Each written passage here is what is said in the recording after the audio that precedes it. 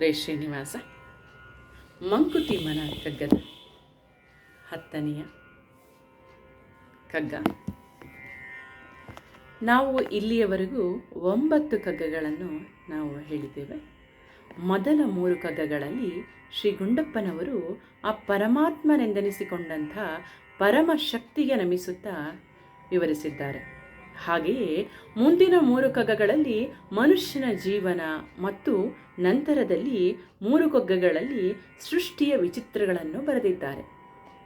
ಈ ಸಮಯಕ್ಕೆ ಹಿಂದೆ ಹೇಳಿದಂತೆ 2ನೇ ಮಹಾಯುದ್ಧ ಆರಂಭವಾಗಿ ಎಲ್ಲೆಲ್ಲೋ ಹಾಹಾಕಾರ, ದಾಳಿಗಳು ಇವುಗಳನ್ನು ಕಂಡು ಅಂದಿನ ಸಮಯಕ್ಕೆ ಅವರ ಅನುಭೂತಿ ಏನಿತ್ತು ಎಂಬುದು ಇಂದಿನ ಮತ್ತು ಮುಂದಿನ ಕೆಲವು ಕಗ್ಗಗಳಲ್ಲಿ ಕಾಣಬಹುದು. ಏನು ಪ್ರಪಂಚವಿದು, ಏನು ದಾಳಿ, ಏನದ್ಭುತ ಪರಾಶಕ್ತಿ ನಿರ್ಗಾತ, ಮಾಧವನ ಗುರಿಯೇನು, ಬೆಲೆಯೇನು, ಮುಗಿವೇನು, ಏನರ್ಥವಿದಕ್ಕೆಲ್ಲ ಮಂಕುತಿಮ್ಮ, ಏನರ್ಥವಿದಕ್ಕೆಲ್ಲ ಮಂಕುತಿಮ್ಮ. ಈ ಪ್ರಪಂಚಕ್ಕೆ ಏನಾಗಿದೆ?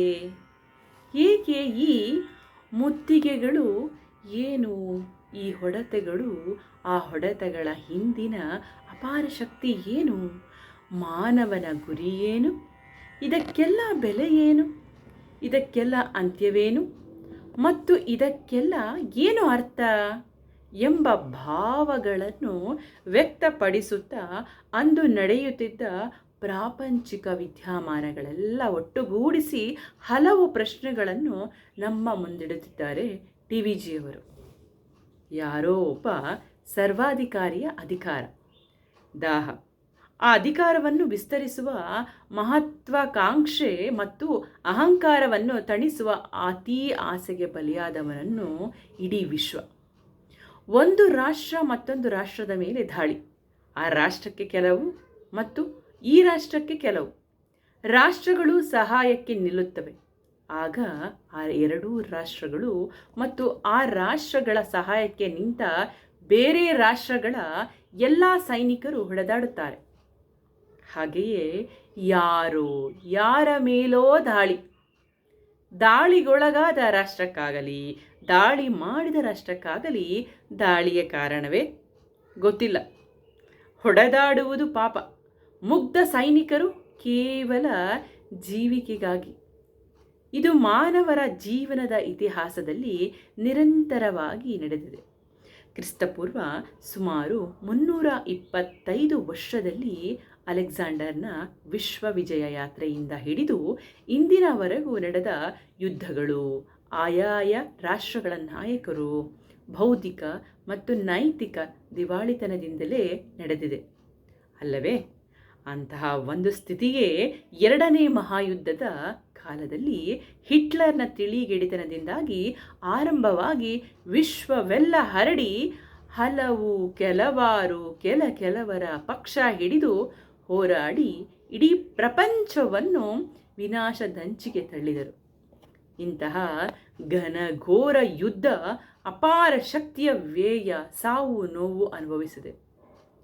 ಪ್ರತಿ ದೇಶಕ್ಕೂ ಯುದ್ಧಕ್ಕಾಗಿ ಅಪಾರ ವೆಚ್ಚವನ್ನು ಭರಿಸಲಿಕ್ಕಾಗಿ ಅಧಿಕ ಕರಗಳು, ಕರಭಾವದಿಂದ ತತ್ತರಿಸಿದ ಪ್ರಜೆಗಳು. ಯುದ್ಧದಲ್ಲಿ ಸಾವು ನೋವುಗಳು ಇದು ಸಾಲದೆಂಬಂತೆ ಅಂದು ಇಡೀ ಪ್ರಪಂಚದಲ್ಲೇ ಬರದ ಕರಾಳ ನೃತ್ಯ. ಎಲ್ಲದಕ್ಕೂ ಕೊರತೆ, ಕಾಲರ, ಪ್ಲೇಗು ನಂತಹ ಸೋಂಕು ರೋಗಗಳ ರುದ್ರ ನರ್ತನ, ನೋವು ಮಾತ್ರ ಅಧಿಕ. ಇದನ್ನು ಕಂಡ ಗುಂಡಪ್ಪನವರು ಮಾನವನ ಗುರಿಯೇನು ಎಂದು ಪ್ರಶ್ನಿಸುತ್ತಾರೆ. ಹಾಗೆಯೇ ಇದಕ್ಕೆಲ್ಲ ಏನು ಅರ್ಥ ಎಂದು ಕೇಳುತ್ತಿದ್ದಾರೆ.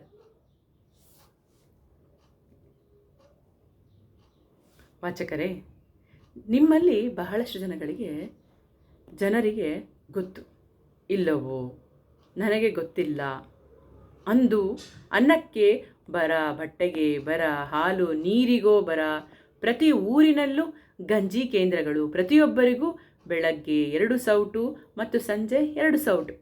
ಬಟ್ಟೆ ಬೇಕಾದರೆ ಸರ್ಕಾರದಿಂದ ಪರವಾನಿಗೆ ತೆಗೆದುಕೊಂಡು ಗುಡ್ಡಲ್ಲಿ ಖರೀದಿ ಮಾಡಬೇಕಾದಂಥ ಪರಿಸ್ಥಿತಿ. ಅಂತಹ ಪರಿಸ್ಥಿತಿಗೆ ಅರ್ಥವೇನು ಅಂದರೆ ಅರ್ಥಹೀನ ಎಂಬ ರೀತಿ ಗುಂಡಪ್ಪನವರು ಪ್ರಶ್ನಿಸುತ್ತಾರೆ. ಇದೂ ಕೂಡ ಪರಿಸ್ಥಿತಿ ಬದಲಾಗಿಲ್ಲ. ಹಾಗೆಯೇ ಅಂದು ಕೊರತೆಯಿಂದ ಇಂದು ಅಧಿಕೃತದಿಂದ ಮಾನವರಿಗೆ ತೊಂದರೆ, ಅಹಂಕಾರದ ದ್ವೇಷದ ಯುದ್ಧಗಳ ನೋವಿನ ಕೊರತೆಗಳ ರೂಪ ಬೇರೆ ಅಷ್ಟೇ. ಇಂದು ಕೂಡ ನಾವು ಅಂದು ಅವರು ಕೇಳಿದ ಪ್ರಶ್ನೆಗಳನ್ನೇ ಕೇಳುವ ಸ್ಥಿತಿ ಇದೆ ಅಲ್ಲವೇ?